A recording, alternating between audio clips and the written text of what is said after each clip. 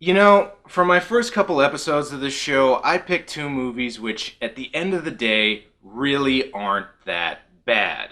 I certainly can't call Barbarella and Lost Continent good movies, but they have their good points, and they do show a decent grasp of filmmaking. Well, that is more than I can say for the movie I'm about to review, because I got a real turd for you. And I'm ashamed to say that this one was made in Canada. Prepare yourself for the horrors of Rock and Roll Nightmare.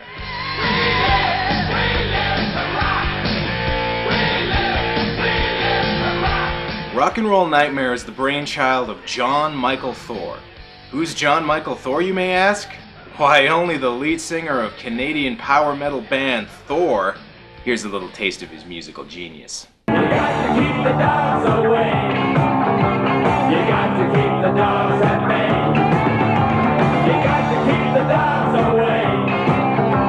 You got to keep the dogs at bay. Not content with just having a musical career, Thor also branched out into filmmaking. In addition to starring in this movie, he also produced it and even wrote the screenplay. So what's it like? Well, imagine if somebody took the worst aspects of the 1980s and put them all in a blender. Bad music, bad hair, bad fashion, and bad horror movies. But hey, enough with the introduction, let's get started. So the movie begins on a quaint little house in the Canadian countryside, where a woman is making breakfast for her family. Unfortunately, the music and camera zoom tells us that something evil is lurking within the house.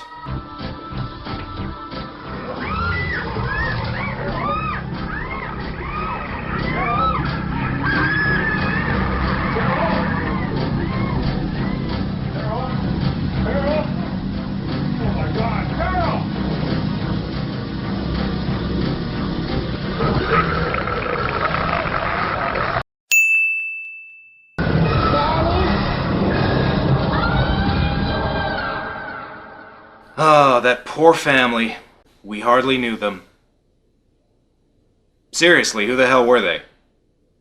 Ah, well, no time to answer that now. The opening credits are starting. Is that a credit or a warning? After the credits are over, we're then introduced to the Canadian metal titan himself, Jon Mikl Thor. He's driving his band down the highway in a scene that goes on forever. I'm not kidding. The next several minutes of the movie are just shots of the van driving down the highway.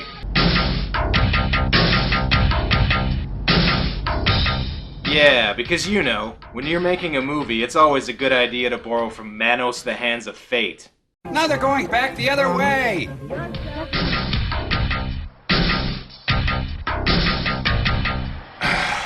Okay, you know what? This scene is taking way too long, and that music isn't helping either. What do you say we change things up a little bit?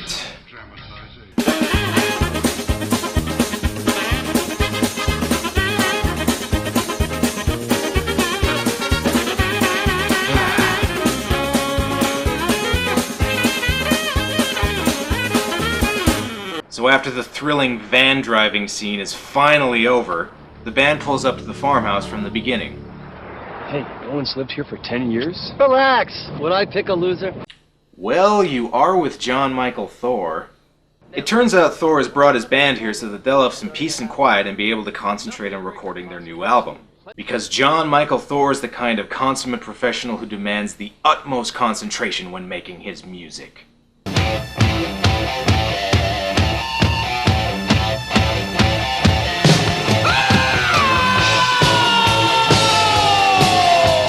We've got a month to come up with 10 minutes of new good material. And we're not going anywhere until we do. Friggin' great. But why Canada? Because Toronto's where it's happening, man. The music, the film industry, the arts. But before they can get started, they need to get the keys from the caretaker. Listen, you know, I wanted to tell you, you know the barn over there? This one. Yeah, the big barn there. Yeah. You know, that recording company, RCS? A, right. They came here with Alice Cooper. Yeah. Yeah, the keys. And they built a recording studio up there, 24 track. For the keys, I'd like to have. Yeah, I have the keys here. Good. And, Can I? well, I wanted to tell you something, though. This, this is not the first band that's been here. No, you know? So after that, the band settles in and has some dinner. I'd like to propose a toast to Phil, who came up with this wonderful dinner for us tonight. Oh yeah, I forgot to mention.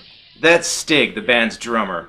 And he has what has got to be the worst Australian accent ever. Hey, really, mate? What are we supposed to do here? Seriously, I don't get it. Him being Australian has no impact on the plot, and it adds nothing to his already paper-thin character, so why have him talk that way? Was being Australian fashionable in the 80s too? Anyway, after dinner the band decides to go rehearse in the barn. But first... no one will be admitted during the thrilling dishwashing scene. We then get treated to the band playing one of Thor's songs. And as you can imagine, it's the type of cheesy, overblown 80s hair metal that thankfully went extinct when grunge arrived.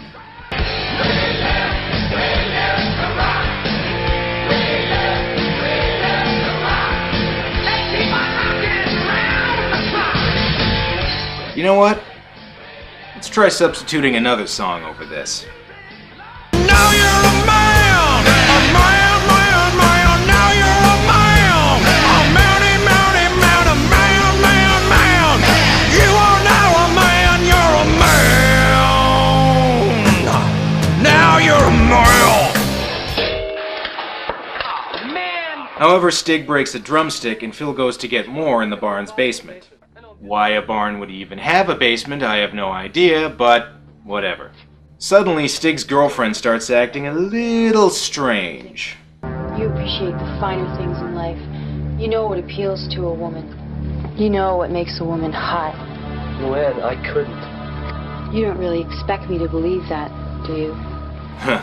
I guess barns with basements really turn her on. How about those Mets, huh? Whoa, Butterface.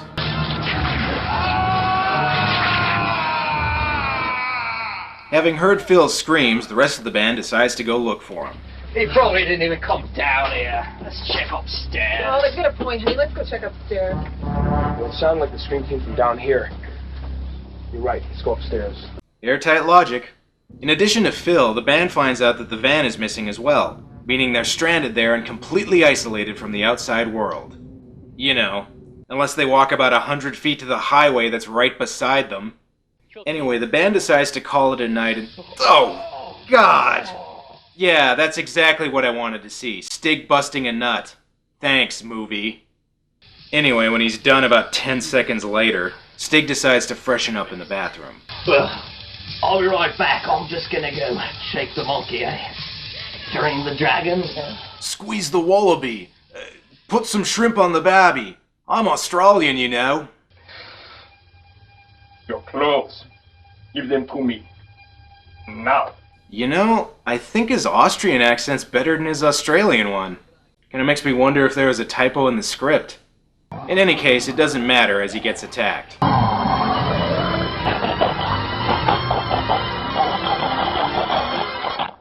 Stig just got killed by a zombie. Does this mean he's not in the movie anymore? Shit. As it turns out, Stig's actually been possessed. Or the monster's taken his form? I don't know, they don't really explain it. Anyway, in Stig's case, all this does is make him better in bed and a better drummer. Wow, who knew getting possessed by a zombie was such a good career move? Just then, a bunch of female fans of the band pull up to the house only to be greeted by... Phil? I thought you girls were here for the jobs. Jobs? Jobs. The road groupies. We have 4 openings for road groupies.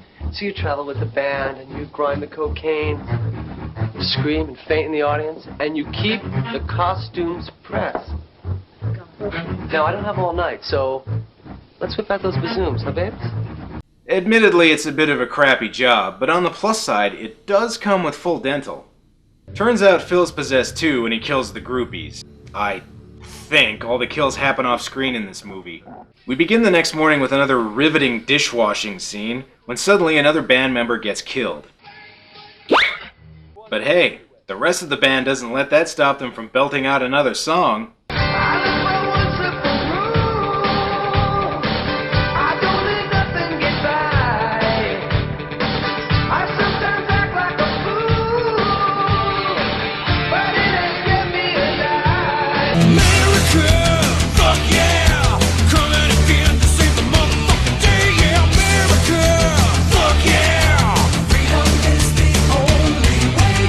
After rehearsal, Stig takes his girlfriend for a walk to show her something.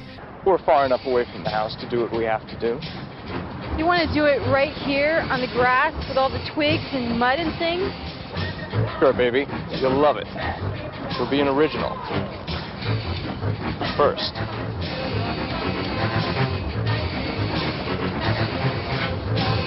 Ready. So am I.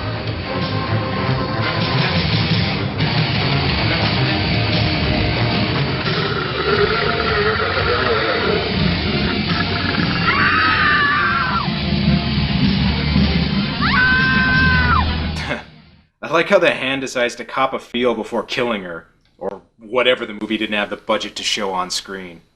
After that, we then get a very long, drawn-out shower sex scene between Thor and his girlfriend. Gee, can you tell he wrote the script for this movie? Oh, God! I could have gone my whole life without seeing that.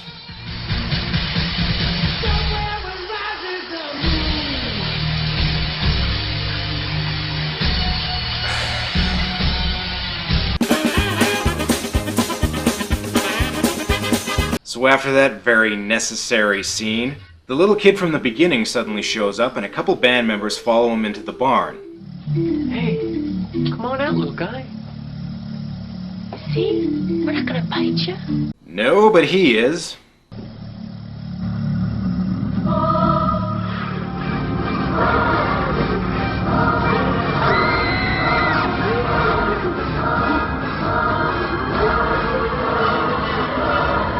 Oh, wonderful. Another kill that occurs off-screen. Enough is enough already. I mean, we are supposed to try and get something accomplished up here. How are we supposed to rehearse our new album and tour when everybody's running off trying to scratch a 7-year itch? What are you bitching about? You just did the same thing a second ago. Anyway, with all the other band members gone, Thor decides to go into the barn to work on writing a song. But first... Oh yeah, you may have noticed that there's been a lot of Coca-Cola products displayed prominently throughout the movie. Well, in what has got to be one of the most shameless bits of product placement in movie history, he actually turns the can so that the label is facing the camera. I certainly hope Coca-Cola is proud of their association with this movie. Anyway, while Thor's busy being a corporate shill, he's attacked by a... What the hell is that? It looks like somebody put one of the Muppets in a microwave.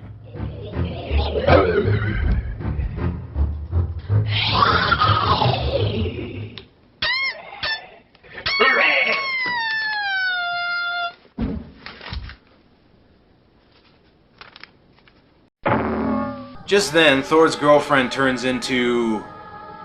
whatever the hell this is. And this kicks off one of the most batshit crazy endings ever. Just watch. I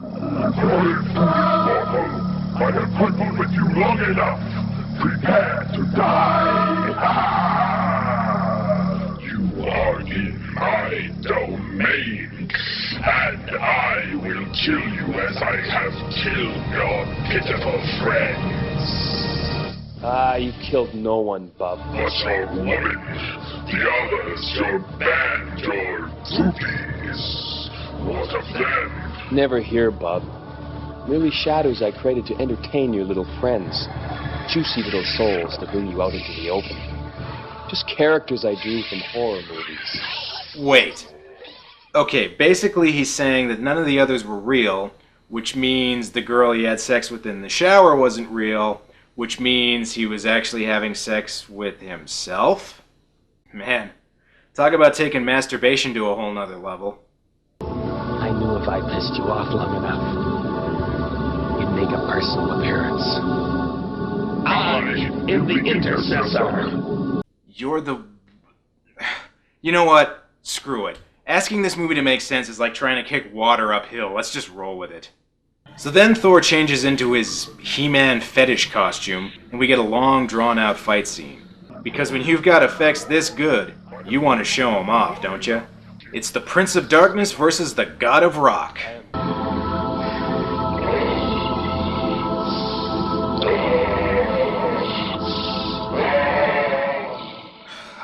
okay. I get it. You work out. God. The devil hits Thor with all he's got, including...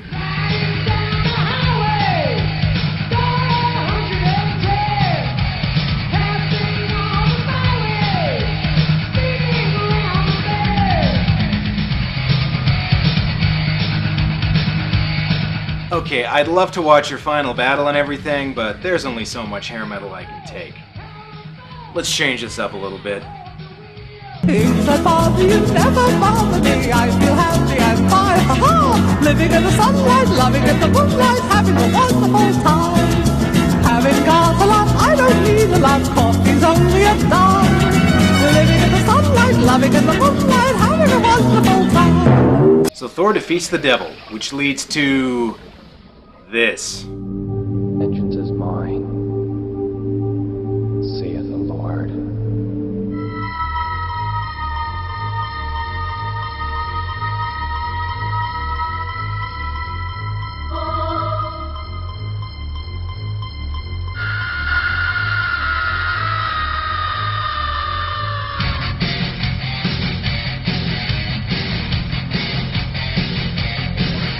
And that's the end of Rock and Roll Nightmare. So, is this movie any good? Hell no, weren't you watching? Make no mistake, Rock and Roll Nightmare is a bad, bad movie. But you know what? Part of me actually kind of recommends this movie. If you've got a high tolerance for crap, it's one of those movies that's so hilariously inept on every level, you pretty much have to see it to believe it. Just make sure you can take all that hair metal. Well, that's all for now. Now, if you'll excuse me, this movie's made me thirsty.